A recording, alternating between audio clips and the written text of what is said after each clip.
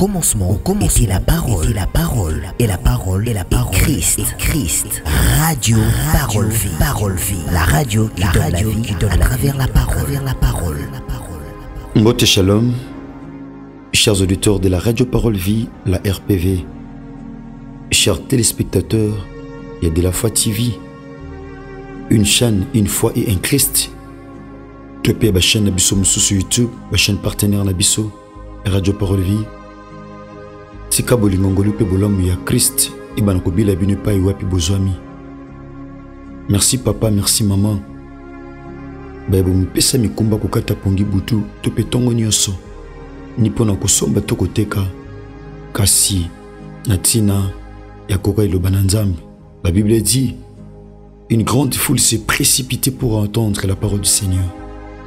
Bien-aimé dans le Seigneur, Nabandi que tu as fait une bonne part. Tu as choisi une bonne part. Donc vous allez brancher. Ils en ont un numéro sur WhatsApp. Naba télévision sur YouTube. Tu peux de la foi TV. Dans zone de mettre ou choisir vraiment une bonne part par rapport à Nyonso. Mon frère, ma soeur, je l'ai toujours dit. Je suis le prédicateur de la bonne nouvelle. Natia kabasipe mibala kondima. Kola pambola bino. Bien mais tobo sani pété.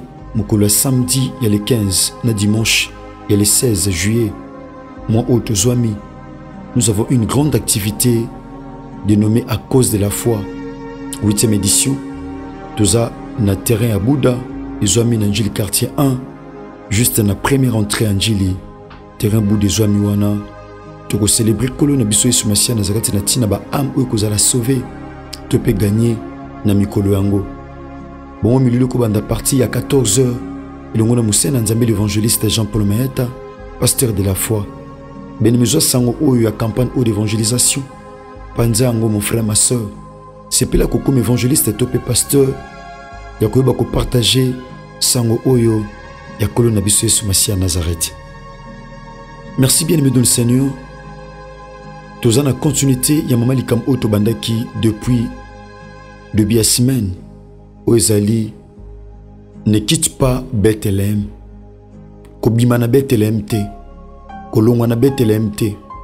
Kotika Bethléem te. Yozalaka wana. Ne quitte pas. Mon frère, ma soeur. Et à thème oezotel sabiso. Muto aza déjà na makanisi ya ko quitter. Ce thème, c'est justement un avertissement. Tomba yebisi mutu, ne quitte pas Bethléem. C'est que c'est un avertissement. Kobima ate, kolongwa ate, tikale pa ozwami. Zalaka wana. Nenge Moussena Nzambe Moïse a avertissé le peuple ya Israël devant mer rouge. Na sima pharaon na armée naye. Peuple zaki na kata trouble na kata agitation. Peuple na kata agitation comme koloba. Et pas na Moïse ouazaki leader.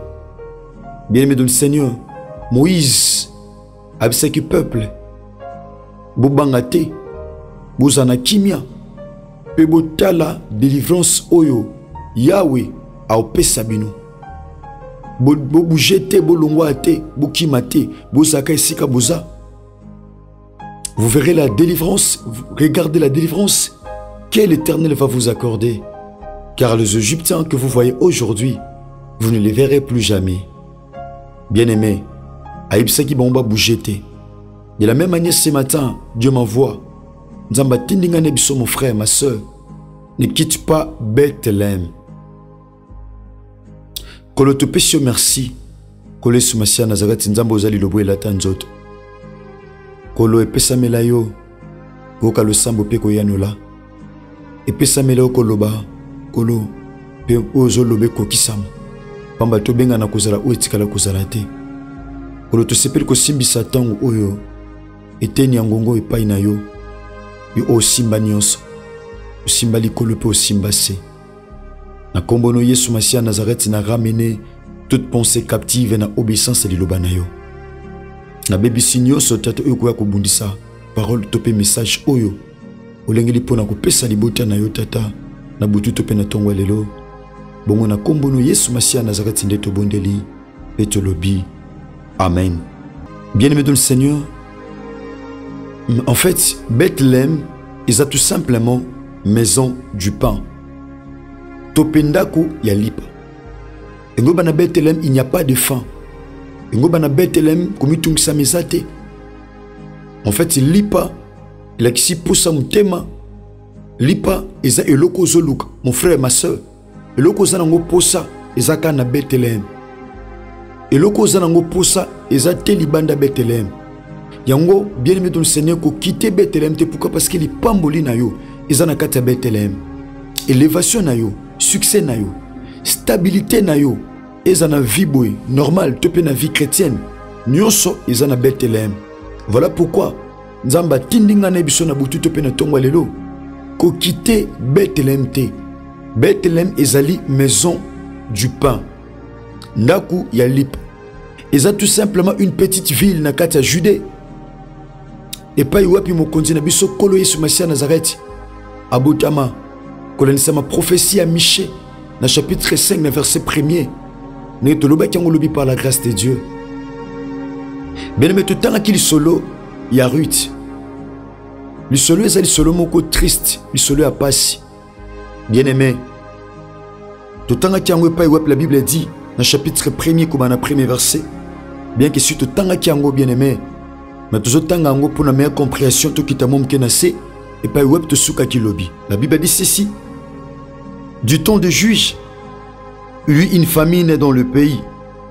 Un homme de Bethléem de Juda partit avec sa femme et ses 2 fils pour faire un séjour dans le pays de Moab. Le nom de cet homme était Elimelech, celui de sa femme Naomi, et ses 2 fils s'appelaient Maclon et Kiljon. Ils étaient Éphratiens de Bethléem, de Juda. Arrivés au pays de Moab, ils se fixèrent leur demeure. Elimelech amoni nzala ekoti na kati ya Bethléem. Amoni épreuve. Bien-aimé, famine tope nzala ezaki pona bango période ya épreuve. Période ya passe. Période ya sécheresse. Période ya crise. Il y a de ces gens, mon frère, ma soeur, qui n'arrivent même pas à supporter ma période de crise, ma période d'épreuve. Bien-aimé dans le Seigneur, il y a de ces moments où nous avons nzela moko, mais il y en a qui n'arrivent pas à supporter cela. Et ça qui tout simplement une période de crise, une période de nzala, il y a passi. Mais Elimelech, étant chef de la famille, il n'a pas pu supporter cette période-là.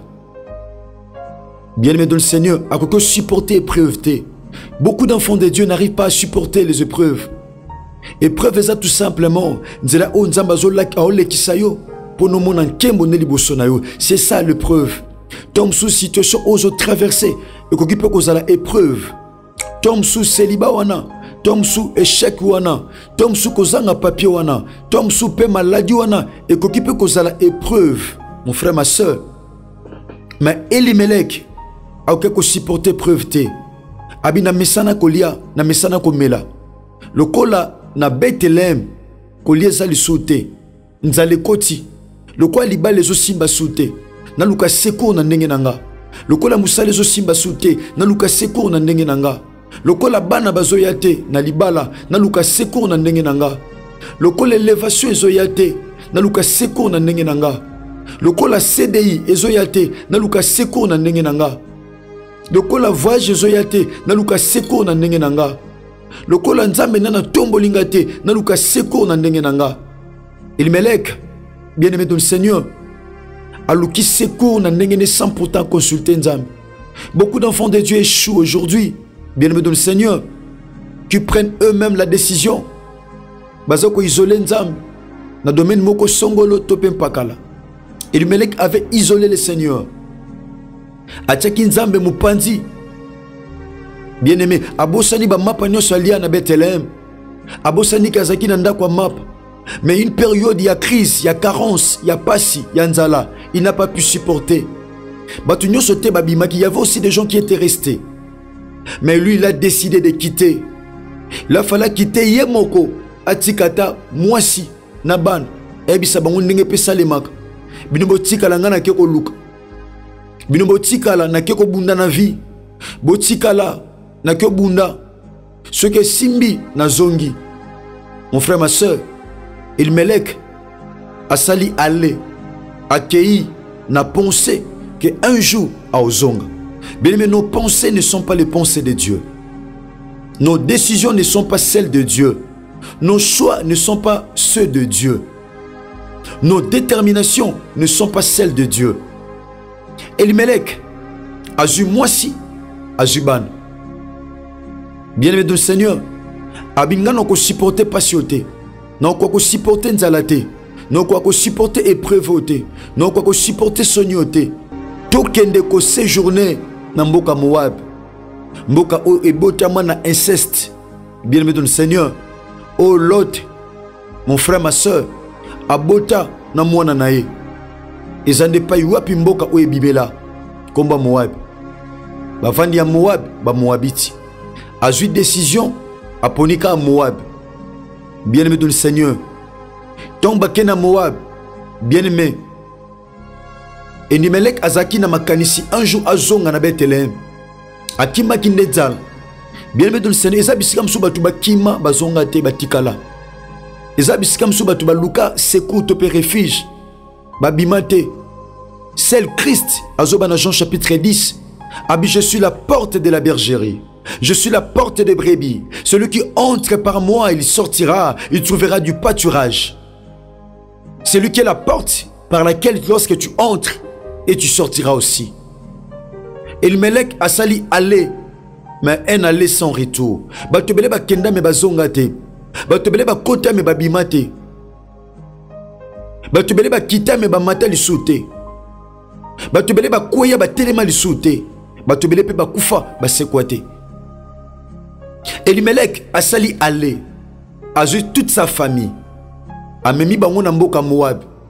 Bien aimé, bakakuta na climat ozaki différent par rapport à climat ozaki na Juda, topé na Bethlehem. Mon frère, ma soeur, pourquoi? Parce que Bethlehem signifie maison du pain. Or le pain c'est Christ. Christ azoloba na Jean chapitre 6 verset 48. Je suis le pain de vie. J'aime la parole. Christ azoloba, je suis le pain de vie. Naza lipa na bomoy. La maison du pain. Ton Christ azalipa na bomoy, c'est que toko benga ngope la maison de Dieu. Alléluia. J'aime la parole. Ndakwa lipa. Lipa c'est Christ. La maison, la maison. Donc la maison du Christ. Parce que c'est Christ qui est le pain de vie. Bien-aimé dans le Seigneur, Elimelech a accueilli.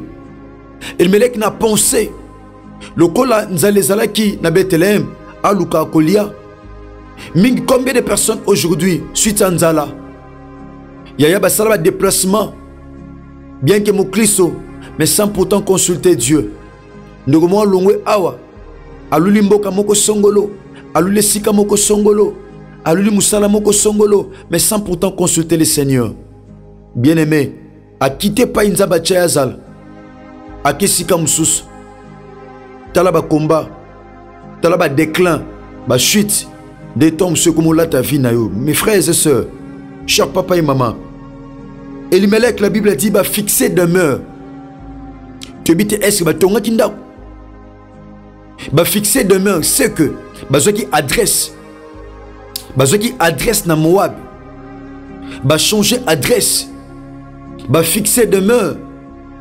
Mon frère, ma soeur, Tom so change adresse. Na changement adresse, la Bible dit ceci, cher bien-aimé dans le Seigneur. Elimelech, mari de Naomi, mourut. Elimelech a koufi. Elimelech a koufi. Asala un aller sans retour. A koufi na mboka bapaya. A koufi na mboka bapaya. A koufi na terre moko étrangère. A koufi. Bien-aimé kanisaki. Sokoye na Moab. A ozali sungi. Nzokande Moab ebomiye. Ezana bato belé pendant que nous loba Moab ebomaye. Moab ebomo musala. Ebomo maternité. Ebomo ba relation. Ebomo mobali. Ebomo libala. Ebomo bana. Ebomo stabilité. Ebomo makambo belé. Pourquoi? Parce que tu as quitté Bethlehem. Pour nakoya kobata mana Moab. Moab et Méli Elimelech. Elimelech a Koufi. Bien-aimé, quelle douleur, quel chagrin. Moi aussi, Atikali veuve.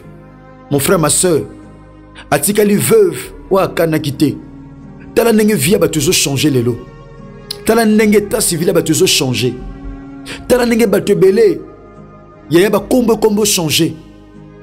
Combo changer. Azaki madame Elimelech a commis veuve. A commis moi si a koufila moubali. Mon frère, ma soeur, combo changer dans un laps de temps. Pourquoi? Parce que ba kitaki Bethléem. Combo changer. Combo commis ya soni ya pasi. Ya douleur. Mon frère, ma soeur, combo commis ya mawa. Mbala zali soute mena mboka bapaya. Yaya, tom se Elimelech bande ko bunda na vie. Naomi azaki servante ya Nzambe. Elle servait le Seigneur. Mais Moubala Koufi. Moubala Koufi atikali na bana. Ozana mon frère, ma soeur, tom su ya motu na vie na yo si ekufa. Tom su eloko bande ko sala sengo mutema no si ekufa. Tom su lipambo limoko bien-aimé dans le Seigneur. Oyo bande ko peso moi elikia na vie ekufa. Ni ne kufa na santé na yo, ni ne kufa na vie no domaine, ni ne kufa. Naomi aussi avait perdu son mari. Au perda nini na vie. Au perda nini moi sio atika la veuve ou balazali souté. Pasi na mboka bapaya. Tom soupe komelo ma soeur. Ozaki na mboka mo songolo. Bobi bo kite boke na mboka mo pakala. Bokomi mais mobali akufi. Tom sa kufa na corona. Tepe COVID-19. Tom sou maladie moko songolo. Tom sou pasi moko. Na mboko so mi tom sou muto sungwa zate. Nindeko. Ndeko nezaki mobali na yo. Ndeko nezalaki mwasi na yo. Mais tom susu. Yaya atikala na mboka moko songolo. Tom sou atikala na mai. Bozo ba risque popo ke un étranger. Yaya. Bo matana yaya na babwatu. Na ba kano rapide. Bamsou ba tikala na mai. Yaya nyonso wana. Pona kokima nzala nisika mo songolo. Tom su pona kokima nzala na Afrique, kokima nzala na Congo, kokima nzala na Angola, na Brazzaville. Yaya Elimelech akufa. Elimelech akufi. Naomi atikalika ye moko na bana mibale. Moko alongwe. Bazaki 4 batikali misato. Yaya ezaki tellement passé. Chers frères et sœurs, la Bible dit ceci, et elle resta avec ses 2 fils. Il prit des femmes moabites, dont l'une s'est nommée Orpa et l'autre Ruth. Et ils habitèrent là environ 10 ans. Afin de sous 10 ans. Batangite, ba ane basala kil bosona mobile ne po akufa. Mais babandi ko tanga ton mobile akufi. Bien-aimé dans le Seigneur, bana bazuli kanisi. Tokotika mama boete. Il faut biso peut to basi. Pour te constituer une famille. Tozo basi ya bapaya. Tozo basi ba moabiti. Bien-aimé dans le Seigneur. Tozo basi na mboka oyo na nation o païenne. Bali ba constituer une famille. Ba élargir famille mais avec basi ou bazaki ba païenne. Mon frère, ma soeur, chers auditeurs de la radio Parole Vie, chers téléspectateurs, il y a de la TV. Bien-aimé dans le Seigneur. Tom Sosa Manabiso na Chiffre 9 télévision, na RK Pro TV, na Dumas télévision. Mon frère, ma soeur, tu peux na DLF TV 2, tu peux na DLF TV 2. Mon frère, ma soeur, je l'ai toujours dit, je suis le prédicateur de la bonne nouvelle. Mon frère, ma soeur, ceux qui message oyo, enseignement oyo, ils allaient penser les pamboli pour na yo, ils allaient na YouTube, tu peux na WhatsApp. Na bondolo na bolingo ya kolo na biso Yesu Masia Nazareth au partager yango.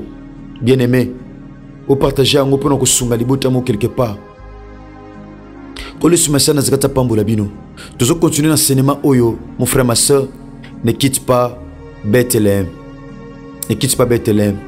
Yebisa Nzambe, sambela na sima message oloba Seigneur aide-moi.